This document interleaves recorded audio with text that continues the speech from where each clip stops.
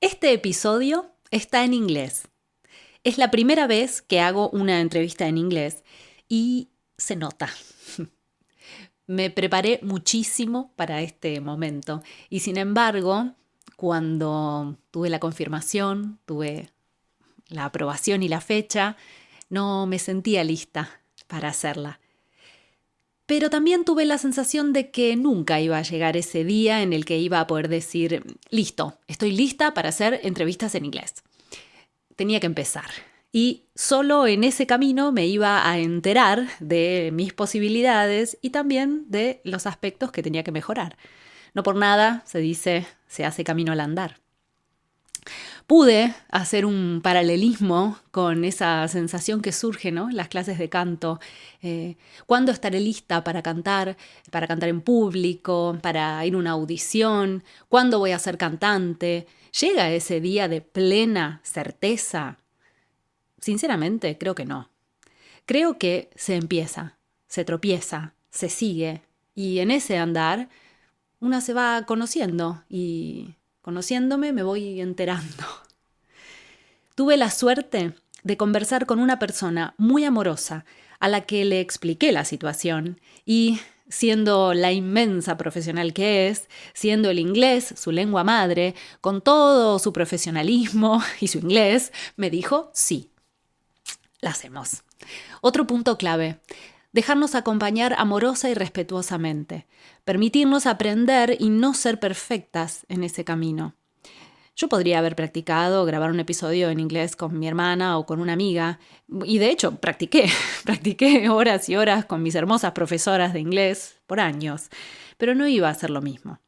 Empezar con Lisa fue sin duda el camino correcto. Yo me escucho y no me gusta. Quisiera haber dicho muchas otras cosas. Quisiera haber tenido un inglés más fluido, usar un vocabulario más rico, no decir tanto pero bueno, por ahora es lo que pude. Y por suerte, para el 2026 tengo programadas varias entrevistas más también en inglés. Agradezco mucho a las personas que siguen al podcast la paciencia y la tolerancia a esta nueva propuesta. Entiendo que va a ser distinto. Tal vez no puedan escuchar el episodio sin tener que, sí o sí mirar una pantalla para obtener los subtítulos, que pueden activarlos en YouTube. Y confío, ¿no?, que en un tiempo los avances de la tecnología, dentro de muy poco, nos van a permitir que haya una traducción simultánea en cualquier dispositivo y de manera gratuita. Lisa Sokolov es una cantante de jazz de vanguardia neoyorquina, improvisadora, compositora y musicoterapeuta. Le dedicó su vida a explorar a fondo los poderes de la voz humana. Antes de ser profesora titular de arte en The Experimental Theatre Wing de la Universidad de Nueva York, Sokolov formó parte de la planta docente del programa de posgrado de musicoterapia de la NYU durante 10 años. Es la creadora de Embodied VoiceWork, que podría traducirse como trabajo vocal corporizado, un método que se usa en la educación artística. Su libro, Embodied VoiceWork Beyond Singing, fue publicado por Barcelona Publishers en marzo de 2020. El episodio número 40 de este podcast, que se titula Habitar la voz, lo grabamos con Florencia Curcio, que es una musicoterapeuta argentina que hace años está entrenando con Lisa Sokolov. Y en ese episodio, Florencia cuenta su experiencia de formación y, si no entendí mal, está en un proceso de traducción del libro. Pueden escuchar el episodio y seguirla, a Flor, también para estar al tanto de su trabajo. Sokolov capacita a artistas y terapeutas a nivel internacional y ha dictado talleres en contextos tan diversos como formaciones para los payasos del Big Apple Circus y programas del Jewish Theological Seminary en Nueva York. Da conferencias por todo el mundo en universidades, institutos y congresos y ha dirigido formaciones de largo plazo en 2 institutos de Alemania y Suiza por más de 25 años. Entrena a todo tipo de personas, desde cantantes profesionales, renombrados y renombradas, hasta gente que le tiene miedo a emitir sonidos. Ahora voy a tratar de resumir en inglés la presentación que hice de Lisa en castellano. This episode is in English. It's the first time I've done an interview in English, and it shows. I prepared intensely for this moment, and yet I didn't feel ready when the time came. But I had the feeling that the day would never come when I could say, okay, I'm ready to do interviews in English. I had to start. And only on that path would I discover my capabilities and also my areas for improvement. There's a reason for the saying, the path is made by walking. I could draw a parallel with that feeling that comes up in music lessons, singing lessons. When will I be ready to sing in public, to go on an audition? When will I be a singer? Does that day of absolute certainty ever arrive? Honestly, I don't think so. I believe you start, you stumble, you continue, and on that journey, you get to know yourself and you find out. I was very lucky to converse with a very kind person to whom I explained the situation. Being the immense professional that she is, and with English as her native language, with all that professionalism, she said, yes, I'll do it. Another key point, allowing ourselves to be accompanied kindly and respectfully, permitting ourselves to learn and not be perfect on the path. Starting with Lisa was, without a doubt, the right path. Comienza entonces Voz, Canto, Expresión, Podcast, un espacio destinado a la investigación, difusión, promoción y aprendizaje de la voz, el canto y la expresión. Si la voz es tu pasión, este podcast es para vos. Voz, canto, expresión. Well, welcome, Lisa, to this podcast. Thank you very much for joining the episode. Thank you for inviting me. I look forward to a conversation. Well, I would like to start with this big question. What is it, this work about, voice and embodied voice work? Yeah. What is it about? I would say, just in this moment, there's so many possible answers. Mm-hmm. But it is a work about listening, about what it is to really listen, which is to create open space to receive information, what it is to listen. And it is a work it's a language course in the language of nonverbal singing. Mm. You know, we don't plan and think when we're talking. Yeah. We follow impulse and need to talk. And so this work is a language intensive in the nonverbal language of singing. And the one could say the vocabulary in it would be interval, mm-hmm. vowel, consonant, and tone. That would be our basic language. Yeah. And the work is very much about what it is to become located. And in this time, very many of us are kind of running about 2 feet off the ground and kind of going nowhere in this kind of spinning and this busyness. And this work is very much about becoming located, landing into the body and becoming located into the body, and then being able to go into dialogue, using consciousness to lay down cables that then become conduits for conversations with different aspects of self. And so it's about getting located. First of all, located into the physical body, opening the instrument to the river of breath. Yeah. And going into understandings about what I would call the energetical landscapes or the innate order that lives inside the body. And then as that work starts to take root about getting landed into the nature of tone, that tone and the series of overtone series, etc., is an invisible yet very specific scaffolding. And what is it? Through listening, once you've landed into your body instrument and you've carved it out and you've learned how to connect to impulse in terms of what it is you need to say, what is it? And then how do you get freedom in allowing yourself to say it with no words? Then I'm watching these beautiful birds cycling, circling. That caught me for a moment. And what is it to land into the scaffolding of tone? And like with any stage, if you were going to a stage to make a piece of theater or a piece of music, and if that stage had all these complicated staircases, you would first start to just watch and start to walk on those staircases, and you'd get familiar with them so that when it's time, you can really dance on them. And the scaffoldings of tone, which are many dimensioned, are like that. So landing into the physical body and then landing into the tonal body, scaffolding of tone, and then landing into the nature of time. And so I would say those are the main processes. And that what happens when someone lands into the body, all kinds of unwindings, all kinds of clearings, doors and windows open.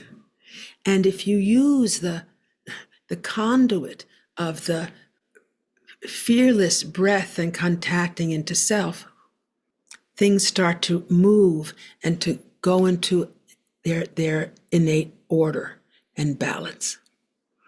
And then you start to connect into the nature of tone and overtone and time and the essentials of music, connecting into the essentials of music. And beautiful things happen. Yeah, I imagine. Yes. And well, I know that you're a professional singer and also a music therapist, and I would like to know if you arrived to this method because you thought that the use of the voice in the music therapy world was I don't know, needed to be seen more, or it was just your own curiosity? When I started teaching, I've been at NYU as a professor now the past 38 years or something. I've been a professor in the experimental theater. And for 10 years, my first appointment was in the music therapy graduate school. And a lot of the work was honed for music therapists. But it's used in music therapy work, it's used in arts education, and it's also used in human potential work. So I think that, there's an evolution over a long life. There's an understanding that we have layers interwoven, woven aspects of the body, the physical body, the energetical body, the emotional body, the thinking body, and the knowing body. And I think that there are certain evolutions as we move through that ladder. And so in many ways, this work began as a child, when I was addressing intense neurological pain. And as a kid, they gave me very strong drugs. The answer was, from traditional medicine, pain, shut down pain. And at a certain point, they were giving me Demerol, synthetic morphines, and things like that. And at a certain point, I thought, not so good. Yeah. Not so good, and also starting to like the sensation of the drugged out state. Not so good. So then I decided that I would stop and I would kind of find another way. And I went into a room, dark room, and closed the door. And I started to go into conversation with my body, and I started to really observe. And the first level of that observation was a combing out of what I came to describe as what was primary pain and secondary pain. The primary pain was the neurological event. The secondary pain was the huge compounding of that pain, which came as a response to fear of primary pain. Right. So to start to comb that out. And the way that I combed it out was really to keep attending to what is happening, not what I was afraid to happen. And so this work is very much about what it is to land into what is happening. Yeah. and to comb out all those fear responses which start to reverberate off the walls. And this also leads into this idea of that in many of our cultures, we live in this hierarchical world of this is good, this is bad, he's better, she's worse, and this work is based on the theory of resonance, which is a very different world.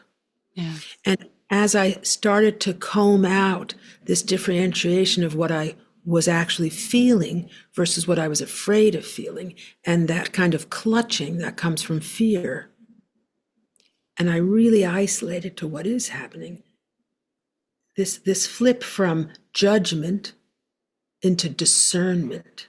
And this is a very potent thing, to move from judgment, which comes out of the hierarchical world of this one is power, less power, less power, more this, less this, where am I how do I measure up? Into this flip side, which is discernment, just what do I notice? Whenever I come across something, or I'm working with someone or with myself, what is the list of adjectives that I'm noticing?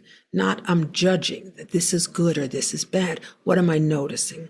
And so I was young, but I would start by laying in bed and just really noticing, what am I actually feeling? Oh, I'm actually feeling that. Oh, now I'm actually feeling that.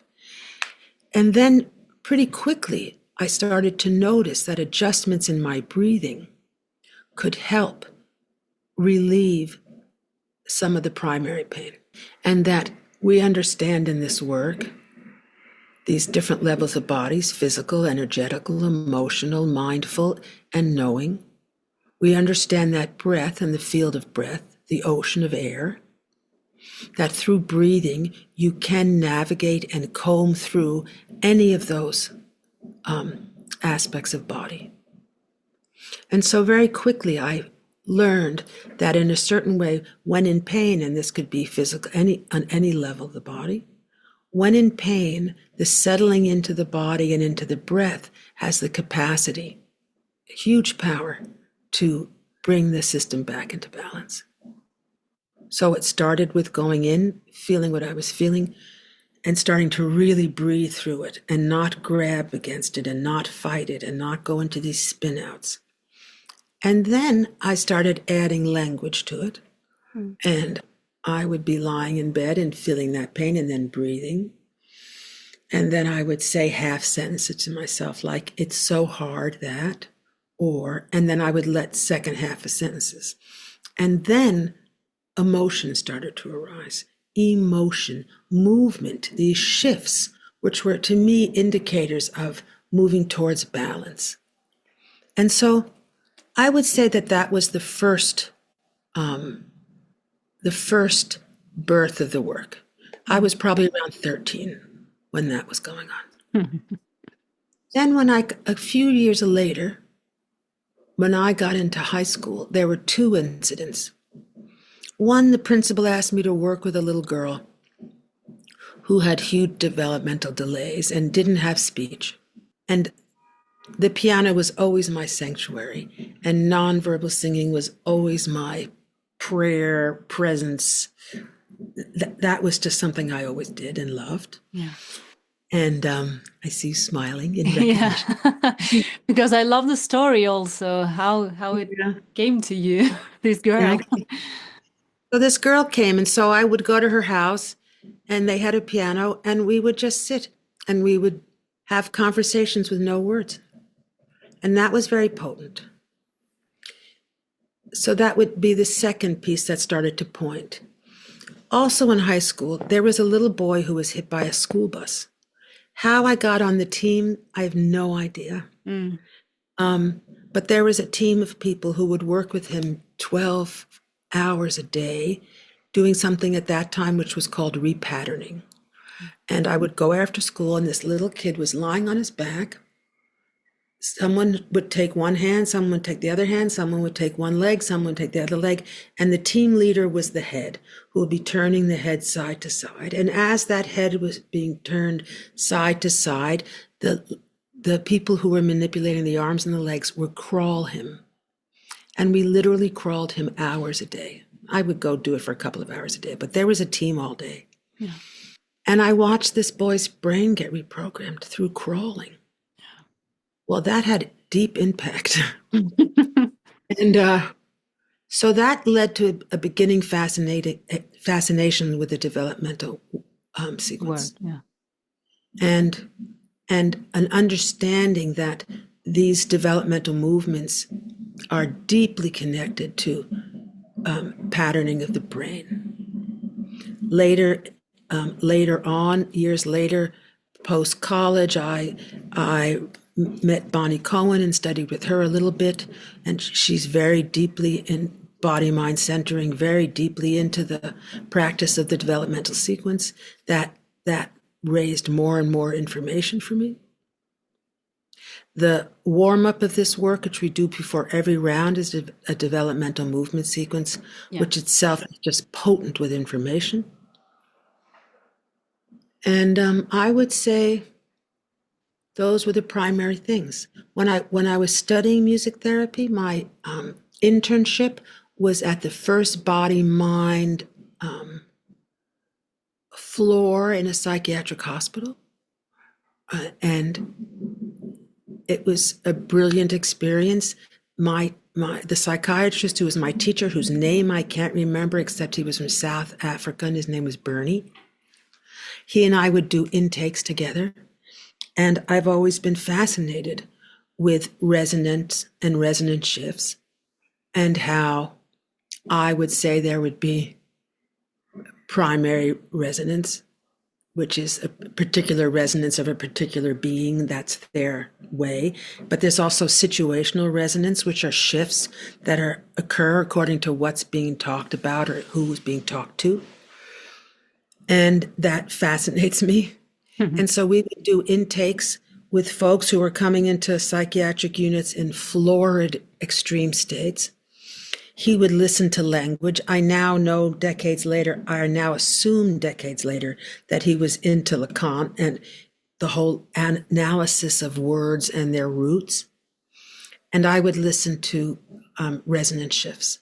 And we would do these intakes, and I would mark resonance shifts. And I'm always interested in when there's a resonance shift and what's being talked about in that moment. And I see those as windows in. So that also fed into it. So I would say those are the roots of the work. And when I studied at Bennington College with a genius drummer Milford Graves and a trumpeter Bill Dixon and a genius saxophone player Jimmy Lyons from the world of free jazz. And Milford was very much into the effects of rhythms on the body. And he became aware that I had a really sensitive energetical system. And so we did a lot of experiments where he'd hook me up to machines and he'd play things and say, "What do you feel now, Lisa? What do you feel now?" So we did a lot of stuff like that together. I would say those are the roots. And then I came out and started to sing with certain folks, but also started to give quote unquote lessons. And it became really apparent that most vocal trouble was beyond technical, that it was actually coming out of emotional root. Yeah, thank you for saying that. And then what it is, you see these opportunities of a resonance shift, you see the opportunities of a block, or you're moving with someone through the developmental sequence and all of a sudden they freeze. Yeah. And that's a doorway. It's like, oh, what's happening there? And generally when you pick up on those doorways and you just acknowledge their existence, movement, unwind start to happen. So the word emotion in English is movement. Mm-hmm. And that the body itself, whether it's the physical body, the energetical body, the emotional body, or the thinking body, knowing body doesn't have to do all this, they're longing and have contained in them the impetus and the impulse to move to balance. Right. And if you are fearless in facing the intensity of human aliveness, then you can give someone an opportunity to do that. Where there is sometimes in certain medical systems, the response to the intensive neurological pain was to just go numb. Yes. But because it takes time to kind of unwind something. But if you're fearless, it's up until now, I have witnessed incredible unwindings, which then make one's real vitality fully available. Because sometimes the actual root of vitality lives right underneath all that emotion which we shoved into our gut. So we'd rather talk like this and not feel it. We're going to lock that room. It's a mess. And then like you open the room, you got to see the mess. You got to feel the mess. You got to smell the mess. What it is to open the window and open the curtain. But underneath that is this incredible, potent force, vitality, understanding. Yeah. For me, it was very, very beautiful, the part when you talk about the pain, because I suffer from chronic pain, and it's what you say that, well, we need to silence the pain. And Right. painkillers are our friends. Right. And yes, just staying there and maybe listening, as you said at the beginning, listening. Being willing to feel what you feel. That's the tricky part. Yes. Your word remind me something about the work that is proposing mindfulness in this Yes. meditation work, mindfulness also, and Right. but I love the way you introduce music in this, because mindfulness, sometimes it could be this meditation, it could be it could generate more anxiety for people with chronic pain like me, for example. So Yes. through the music, through the use of the voice, Right. it brings flow in. It Yeah. brings flow in, and it brings the ability to surrender. And nice word. yeah, really. Yeah. I mean, a lot of things come up for me as you're talking about this. If you look at Peter Levine's work, Yeah.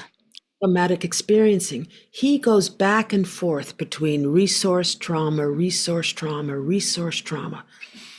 The thing that we have as music therapists or as musicians, artists, I don't have to go back and forth, because the resource of music, this invisible scaffolding, the rocking of an ostinato, allows that resource to fill the space, the field. It's filling the field, and that is very potent, and it's our first language. Yeah. And by the use of the voice, as you said, maybe with not using the words, we are not saying what we want to say, but we are expressing this. We're saying what we want to say, Yeah. but we're not putting ourselves in danger. Oh, yeah. If you think about Beethoven's Sonata Pathétique, boom, boom, boom, boom. If he said all that in words, he probably would be in trouble. But in music, it's all just music. Music, we're in a unified field. Yeah. It's not us, them. It's a unified field. And in that unified field, you can say anything. And all it is energy and music. And so this is very potent. This is very potent to be in a space. My students at NYU, a lot of times we have this beautiful black box theater, a lovely piano, they do their full warm-ups, and then we turn off the lights and I just play these ostinatos and people just sing. And it's so beautiful. Yeah.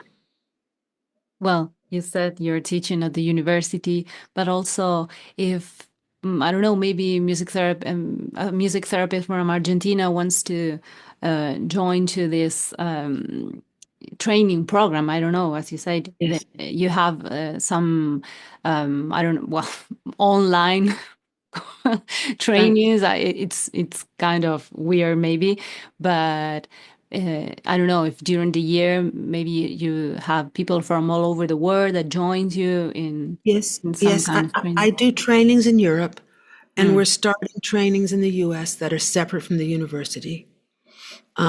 People invite me to come, and Generally, the shortest amount of work that really can be transformative is a 4-day workshop. Okay. Starts at the night and then 3 full days and then a morning. I have done some online things. It can be powerful and beautiful, and it also has its limits and its assets. Mm-hmm. I just did a session with somebody, and she started to come on to strong material, and it was like, well, you could actually turn off your sound and turn off your camera. And so the fact that you can do that in online is very beautiful. Okay. Yes. So I'm not averse to doing online training. I do online one-to-ones, and we are starting to plan longer trainings in this work so that people can get more facility in it, and there would be a track for musicians, a track for therapists, and a track for educators. Yeah. Good. And well, you said that now you're working one-on-one, and your work you work with people, with actors, singers, and also patients with some disease, one-on-one. Yes. In terms of the group work, it's actors Okay. and musicians at NYU. Yeah. In Germany, it's psychotherapists and all kinds of folks. In Vienna, all kinds of folks. And in Switzerland, all kinds of folks. And I've worked with a wild range of people in very many situations. During the very heavy political time in Miramar, I worked with a group there. Online. I've done some work with the Big Apple Circus training clowns. I've done work training rabbis and cantors. I've done work with people in chronic pain. Very many different contexts, that the tools that as one starts to come to understand one's tools, the power of intervals and specific intervals, resonance, breath, can be applied to a huge range of situations. Yes. I love in your book when you start talking about the warm-up, because sometimes in the voice work, when we hear the expression warm-up, we think about doing the things. I was going to do it. Right. Well, they're okay, maybe. But I love when you start with this little games and asking questions about the voice and the sound and how I don't know, how are you feeling today? And it was a very nice way of listening to ourselves and not just judging our voices. And as you said, is my voice better than yesterday? It's going to be Am I beautiful. good? Am I good enough? Am I better? Am I pretty? Am I not pretty? Do you like me? Do you like me? Do you like me? You know, like a circus pup in pink clothes. Do you like me? You know, that's part of the hierarchical system. But when you shift it to resonance, it becomes something else. And through my courage to connect, I can inspire another person to connect, because we're all in the field. Beautiful. You know, we play music. Yeah. And it's not that it's, you know, the editor at one point had a problem with the fact that I'm calling them games and that we play. And I said, if you've ever really watched children play, it's very serious business. Yeah, right. But Yes. it's play music. Yes, And it can of be course. very serious business, but we play. And so one of those first games that we play is saying something true right now with no words. And then the next would be something that you need to say to someone in the room or not in the room, in the world or not in the world, no words. Or as you pointed out, these ideas of now statements, you know, as a morning practice, this is true. And that moment where we flip from judgment and ratings into discernment and feeling, it's a very potent thing. And it's also so alive joyful, actually, right? Well, I love that you mentioned young work, and you said about through the work you became more complete. I'm curious, how did you first encounter his work? What led you to it, and why did you decided to include it? Well, I understand it forms part of your theoretical framework. You mean Carl Jung? Yeah. You mean? Aha. Huh. How did I come upon Jung? I don't know the answer to that. I just did. I just started reading him. And there are certain writers that after the fact of me landing into this work through experience, I started to connect and discover people who had studied the same phenomena and understood things. Jung's understanding of archetype was so potent, and his work through dreams was so potent. Similarly, Reich's work on armoring and emotion in the body, so potent and so in lineage with me. And yeah, I had a Chinese Tai Chi teacher. So that you start to see that when different people study the same phenomena, they start to come forward with the same information. Kind of like these, we do a lot of phenomenological studies. So there were times where it's like, how do you really study the nature of art? And phenomenology started to have groups of people witnessing the same event, and each person describing what they witnessed. And then somewhere inside of those commonalities that arise, and you start to discern between the personal and the non-personal, the transpersonal. That's how we listen to intervals. We listen for hours at a time in these sitting in interval circles. And then after we've listened a few times, then we start drawing them. And then we start to describe to each other the drawings. I have a full file cabinet of decades of drawings, and they're all the same. Wow. So you have these little personal things, but behind the personal, I have a file cabinet full of pictures that show unison as a circle with a little circle above or a little circle in the middle. And these themes arise beyond the individual lens to start to tell us. And so you can start to understand, the thing about music is it's on this liminal realm where it's very specific, but it's very invisible. Mm. And so, how do you talk about the experience of a perfect fourth? Well, in my experience of teaching thousands of workshops, and I think I'm up to something like 6,000 people, perfect fourth on these papers over and over again is the sound of potential and hope. What a beautiful thing. And these different intervals each have their stories and their directionalities, and there are certain essentials of how you understand something. Is it going forward? Is it going back? Is it gravity? Is it levity? Is it luminescent and closed? Is it radiant? Does it have weight? Does it have lightness? Is it fiery? Is it earthy? Is it, and these are ways that we can start to explain. Mm-hmm. And until you really start to listen into the interval, you just kind of are doing something in a very surface way. And you start to understand that great melody is this traveling through the story of interval.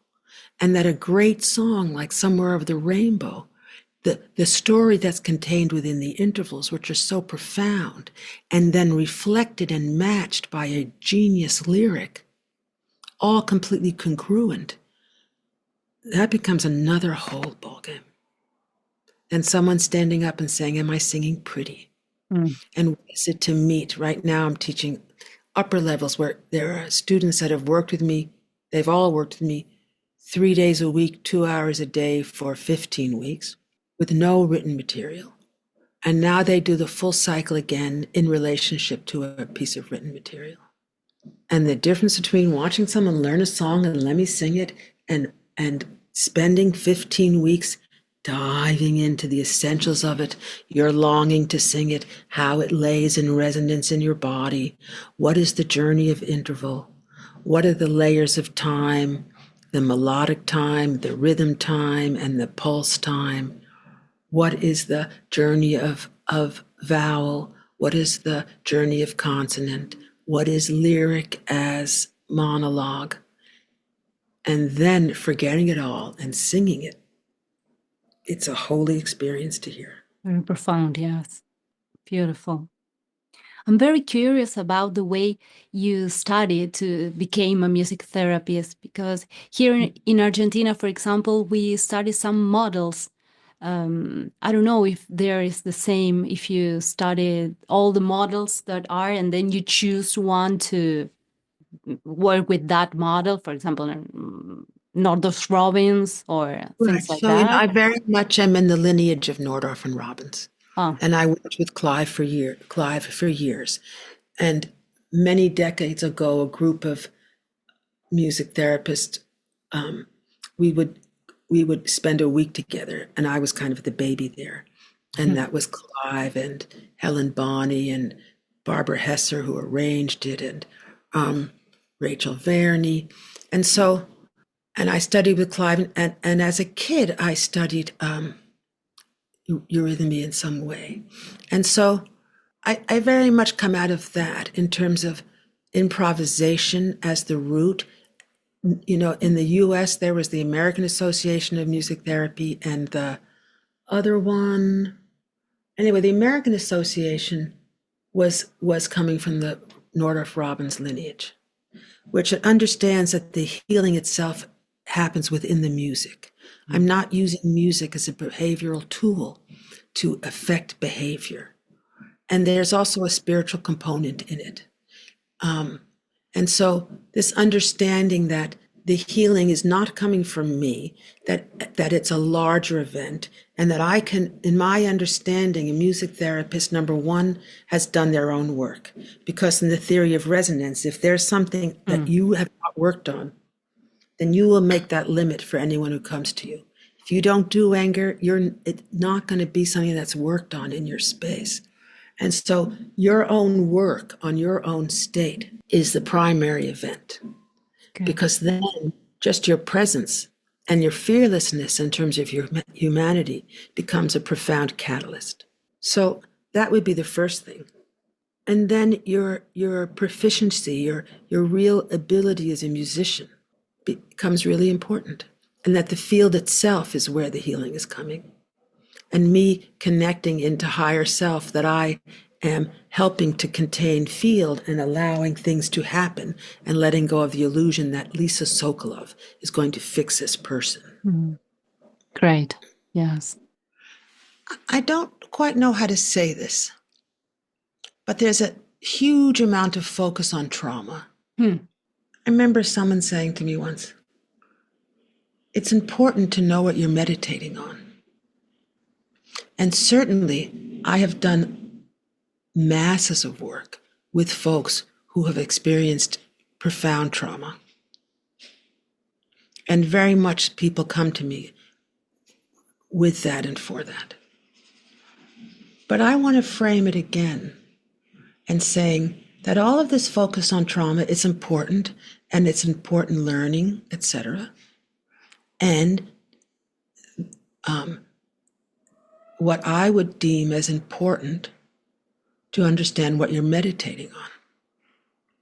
When we do this work and we start to move into orders, and we start to let go of this illusion of control, a lot of things work through, and it can look, sometimes work can look very intense. There can be intense emotional or physical releases. We're not going for that. We're like, oh, let's go do that. It happens. It comes and goes. It's all music. And I know that when there's been a lot of tense holding, that there can be intense first releases. But there's something bigger to focus on. There's a higher realm to focus on, which was part of the power of Nordorf's and Robbins' work. They were both anthroposophists who really had a spiritual aspect in their work. And for me, that's really important. Mm. And so I want to say, yes, music is a beautiful tool to work with trauma. And doing this kind of work will start to open and clear out trauma, and that's a beautiful thing. And it's important to know what you meditate on. You're meditating on a unity state. You know, I would often say that people's biggest trouble or struggle or pain or trauma becomes their superpower. That neurological stuff that I navigated became my superpower. But I would say once I could get myself back on my morning practice chair, because at first it was just too overwhelming, there was too much emotion. Mm. But once I could get myself back and I could do my morning practice, which connects me to the unity of it all, that gives me a seat and resilience. We've all had really tough things that we tend to store in our bodies or the different levels of bodies until we have the capacity or a safe place or someone who's not afraid in which we can let it unwind. And that is not the main focus. The main focus is really connecting into this order that is contained in here, and the fact that we're air-breathing beings that have been born into an ocean of air that is perfectly calibrated for us. I mean, there is so much miracle going on. We talked about how does the vocal cord work. I mean, if you really enter into these things, It's crazy. wow, something wild is going on here. Yeah. And you start to really listen into the interval and the movement through the scale. And what is that? And I would take this idea. In music, you think about dissonance and consonance. I think that's a misunderstanding. I think that there's consonance and there's complexity. You know, and we are in a deep complexity. But we know that these intervals of the augmented fourth or the major seventh, as difficult as they are to really hold, when you hold them, they become a catalyst to this movement into perfect fifth and into octave. So, you know, we are in a time where truth is obfuscated and power and money are what people worship. And so in a time like that, there are certain things we can go into that we can derive truth from. And one of those things is the nature and the working of the human body, which we connect to so profoundly in the practice of singing. Another topic is what do we sing about, right? We sing about longing. We sing about love. We sing in relationship to God. These are the things that catalyze our need and longing to sing. And so in a time when truth is so obscured, we can connect into truth in the nature of the body. We can connect into truth through the developmental movement sequence. We can connect into truth through the physics of sound and the nature of interval and tone. These are great, deep wells that contain huge truth. What a beautiful thing. Yes, what a beautiful thing indeed.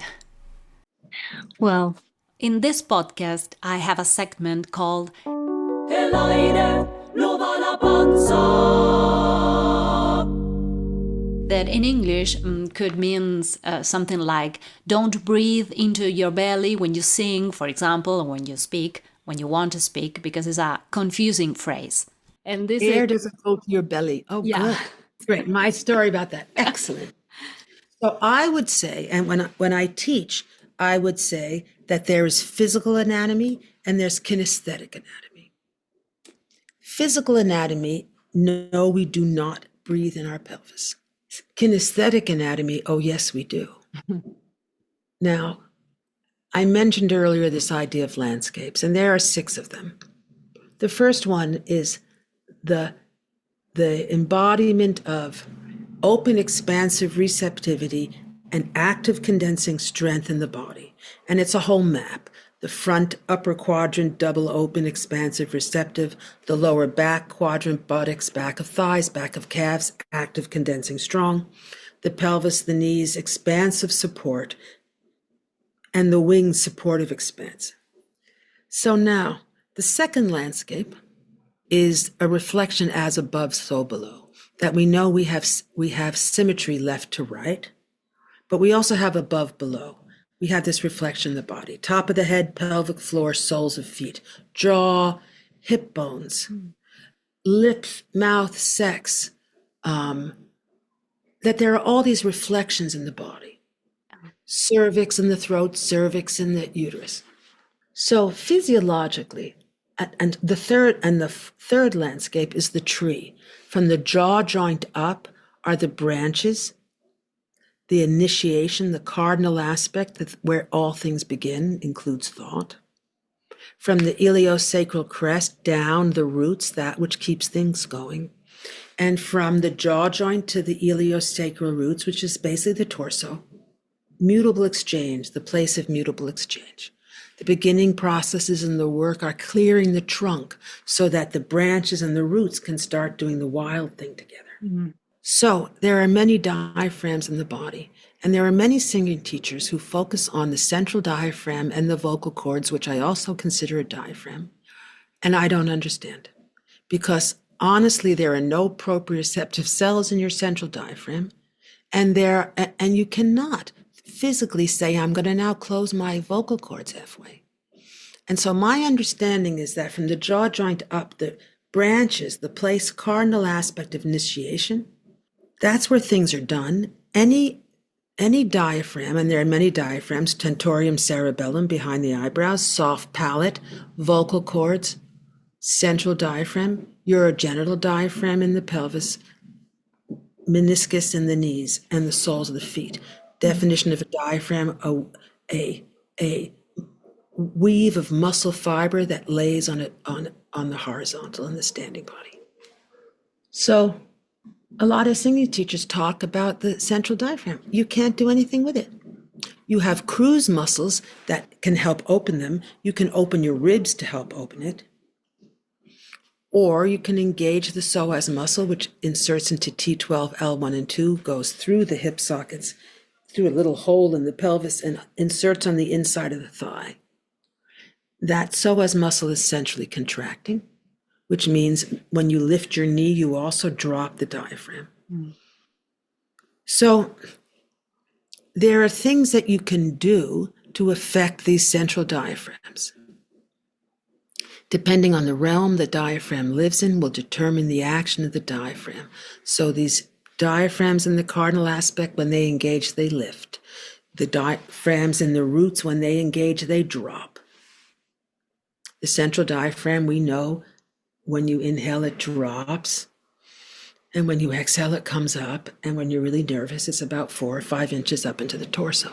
If you focus on that, on your pelvis or the urogenital diaphragm, or what I call the scorpion, and you start to open that will start to engage T12, L1, and 2, and those cruise muscles, and those muscles that help drop the diaphragm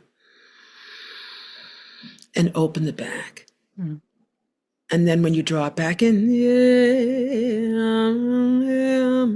but they're married, these branches and these roots. And for them to do their thing, this other stuff is just responding, right?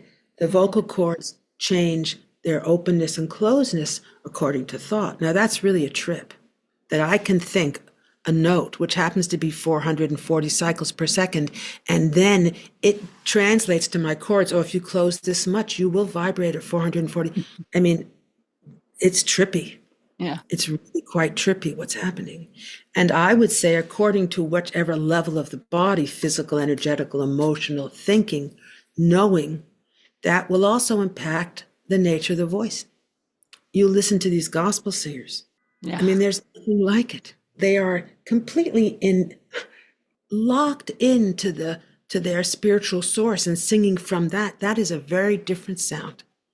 That is something else. And depending on where you're engaging from will then inform the body. Yeah. So yes, I do believe that there is pelvic breathing. I do very much work with the engagement of the heels and what that does in the voice. Yeah. Well, and the mirror of those heels, which is all the stuff going up and on in the inside of the upper head. or what I would call the bell. Yeah. Yeah. Well, Does that answer that question? yes, beautifully. Yes, yes. Well, thank you. It's been an honor. Sorry about my English. I'm gonna edit my questions. Nothing I'm to be gonna sorry clean about. them. Perfect. So great to meet you. Y así termina la charla que tuvimos con Lisa. En la descripción del podcast voy a dejar los links para que puedan contactarla y conocer más acerca de todo su trabajo, sus workshops y su libro. Espero que hayan aprendido y disfrutado de esta charla tanto como yo. And that was the end of the conversation we had with Lisa. In the podcast description, I'll include links so you can get in touch with her and learn more about her work, her workshops, and her book. I hope you learned from and enjoyed this chat as much as I did. Recuerden que pueden suscribirse para no perderse ningún episodio de este podcast en el Instagram de Voz, Canto, Expresión. Y para que este proyecto siga creciendo, van a encontrar ahí mismo los links para colaborar. Soy Magalí Sánchez Alleno y me despido hasta el próximo episodio. Voz, canto, expresión.